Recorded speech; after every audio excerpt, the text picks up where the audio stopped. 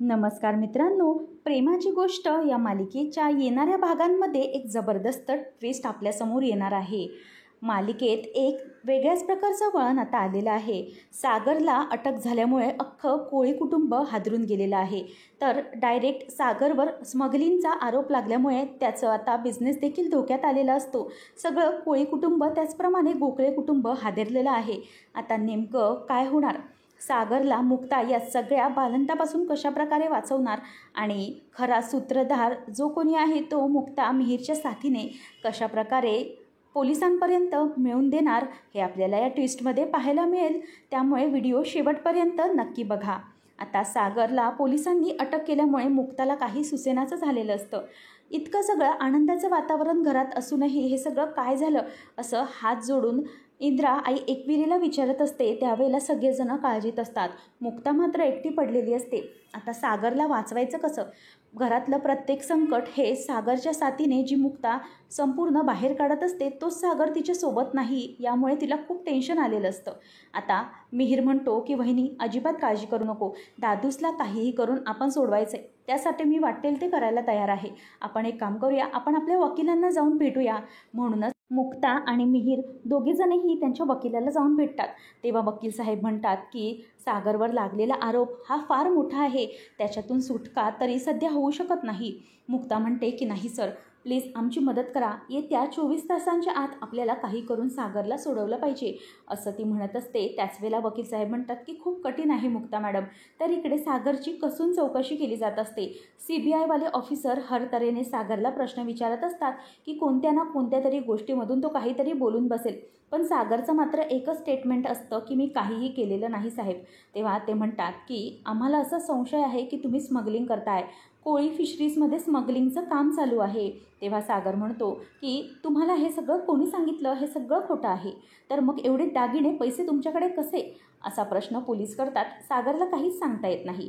तर इकडे सावनी आणि कार्तिक यांची तर दमदार पार्टी सुरू असते. सावनी म्हणते की कार्तिक, एक मोठं काम माझं तू केलेलं आहेस, त्याच्या तर मोबदला मी तुला देईनच. पण एक गोष्ट नक्कीच लक्षात ठेव की इतक्यात थांबायचं नाही. सागर मुक्ताला पूर्णपणे बर्बाद करायचं आहे. कार्तिक म्हणतो की काही झालं तरीही त्या मुक्ताचा आणि सागरचा आनंद माझ्याने पाहवत नाही. त्याने मला बर्बाद करण्याचा निश्चय घेतला ना तर मी त्यांना अजिबातच सोडणार नाही. तर हे सगळं झाल्यामुळे स्वातीला प्रचंड धक्का बसलेला असतो. स्वाती ही त्याला विचारते की कार्तिक, मला एक गोष्ट सांगा, तुम्ही माझ्याकडे जी बॅग दिली ती नेमकी कसली होती? कारण आमच्या घरात आणखी एक बॅग सापडली आहे तशाच प्रकारची, ज्या बॅगमध्ये दागिने सोनं सापडलं आहे. त्याच वेळेला तो म्हणतो की स्वाती, 1 मिनिट तुझं तोंड बंद ठेव. तिकडे आजूबाजूला कोण आहे की नाही ते आधी बघ पहिले, नंतरच बोल. तेव्हा स्वाती म्हणते की काय झालं आहे? मी बाजूला आहे रूममध्ये, बाकीचे सगळे बाहेर आहेत. तेव्हा तो म्हणतो की हां गुड. आता एक गोष्ट लक्षात ठेव, कोणालाही सांगू नकोस की मी तुला बॅग दिली आहे. हे मोठं मुक्ताला फसवण्याचं कारण आहे. मी बघत असतेस ना की तिच्या चेहऱ्यावरचा आनंद तुला बघवला जात नाही, त्याच्यासाठीच हे मोठं पाऊल मी उचललं आहे. तर आता स्वातीचं हेच बोलणं मुक्ताच्या कानावर पडतं. मुक्ता विचार करते की स्वातीताई नेमकं काय बोलत होत्या आणि कोणाशी बोलत होत्या आणि कार्तिकशी बोलत होत्या का, हा प्रश्न तिला पडत असतो. आणि त्याच वेळेला आता इंद्रा ही टेन्शनमध्ये असताना मुक्ता ही बाहेर पडायला निघालेली असते. इंद्रा म्हणते की काय गं, तू कुठे निघाली आहेस? माझ्या मुलाला सोडवायचं सोडून तू आता कुठे चालली आहेस? तेव्हा मुक्ता म्हणते की मी तेच सगळं करते मम्मी, तुम्ही प्लीज जरा शांत व्हा. आता मी बघते पुढे काय करायचं ते.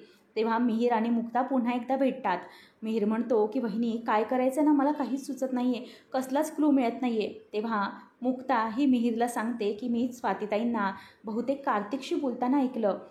तो कार्तिक बहुतेक यांना अडकवण्याचं प्लॅनिंग करतोय असं मला वाटतंय. हे ऐकून मिहीरला धक्काच बसतो. मिहीर म्हणतो की या सगळ्याचा मागे स्वातीताई, खरंच तुम्हाला असं वाटतंय का? तेव्हा मुक्ता म्हणते की हो, मला असंच वाटतंय. कारण स्वातीताई ह्या जराशा घाबरलेल्या आहेत.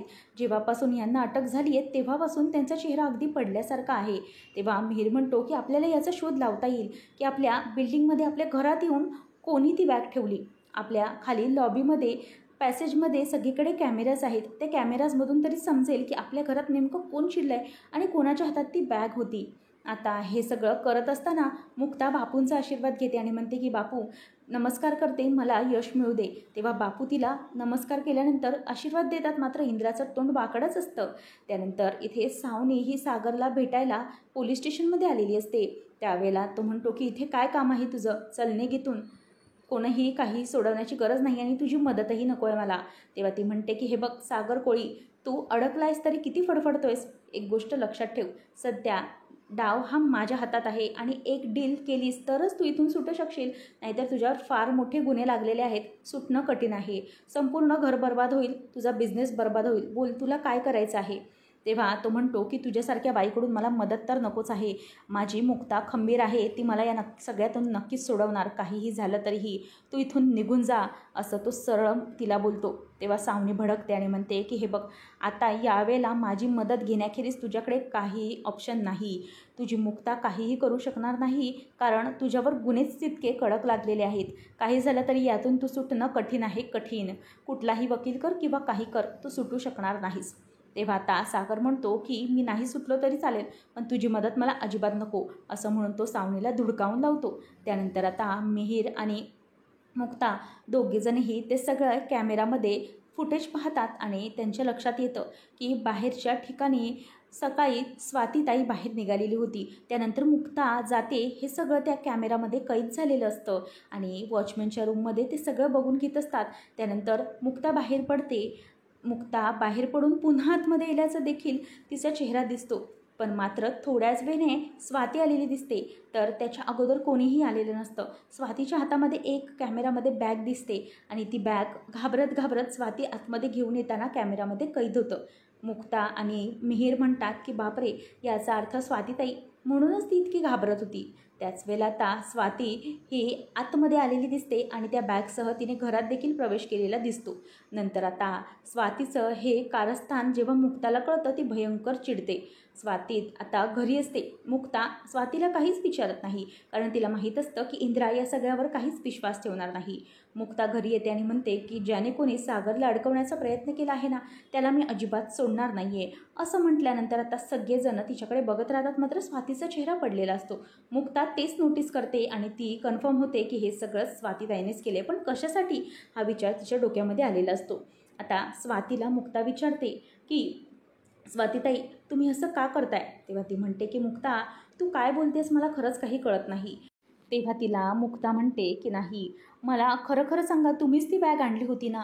स्वाती म्हणते की असं का म्हणताय तुम्ही, बॅग मी कशी आणेल आणि का असं म्हणते तू, तुझ्याकडे काय पुरावा आहे. तेव्हा मुक्ता म्हणते की पुरावा आहे, म्हणूनच मी तुम्हाला सांगते. मला खरं खरं सांगा, नेमकं काय भांडण आहे, नाहीतर मला हे सगळं पोलिसांना सांगावं लागेल. तेव्हा ती सांगते की नाही अगं मुक्ता, ही बॅग आहे ना, मला कार्तिकने ठेवायला दिली होती आणि कार्तिकने मला सांगितलेलं की याच्यात त्याचे कपडे आहेत, ते फक्त स्टोरूममध्ये ठेव, कारण मला या घरामध्ये राहायला पुन्हा यायचं आहे. आणि तो काहीतरी कारण काढून पुन्हा घरात राहायला येणार होता. आता मुक्ताचा मात्र खूपच राग अनावर होतो. ते म्हणते की स्वातीताई, तुम्हाला काही कळत नाही का, तुमच्या या एका कृत्यामुळे तुम्ही तुमच्या भावाला जेलमध्ये पाठवून बसलात. तुम्हाला खरंच कसं काही कळत नाही. तेव्हा मुक्ता म्हणते की बस झालं, आता मी या कार्तिकला सोडणार नाही, जन्माची अद्दल घडवणार. तेव्हा आता स्वाती म्हणते की नको मुक्ता, प्लीज असं करू नकोस ना, मला खरंच खूप टेन्शन येतं आहे. कार्तिक पुन्हा एकदा जेलमध्ये जाईल. ते म्हणते की त्यांची लायकीच ती आहे, तुम्हाला राग आलं तरीही चालेल, पण मी आता त्याला सोडणार नाही. तेव्हा आता कार्तिकला मुक्ता जाऊन भेटते आणि म्हणते की खरं खरं सांग, काय गोष्ट आहे, तू कशावरून माझ्या नवऱ्याला अडकवण्याचा प्रयत्न केलास आणि तुला हे सगळं कोणी करायला सांगितलं, कारण इतके पैसे आणि इतकं सोनं तर तुझ्याकडे येणं शक्यच नाही. मग खरं खरं सांग, हे सगळं काय झालं आहे. त्याच वेळेला आता लगेच पुढे कार्तिक म्हणतो की मुक्ता, मला हे सगळं करायला सावनी आणि हर्षवर्धनने सांगितलं. हा सगळा सावनीचा डाव आहे. तिला खरं तर तुला आणि सागर यांना वेगळं करायचं आहे, म्हणूनच तिचा हा सगळा प्लॅनिंग आहे. आता हे सगळं ऐकल्यानंतर मुक्ताच्या पायाखालची जमीन सरकते. आता खरा गुन्हेगार सावनी हा पोलिसांसमोर मुक्ता कशाप्रकारे उभं करणार आणि सावनीच्या विरोधातले सगळे पुरावे मुक्ता पोलिसांकडे हजर करून सागरला या सगळ्यातून कशाप्रकारे बाहेर काढणार, हे पाहणं रंजकतेचं ठरणार आहे. अशाच मालिकांच्या अपडेटसाठी आजच आपल्या चॅनलला सबस्क्राईब नक्की करा.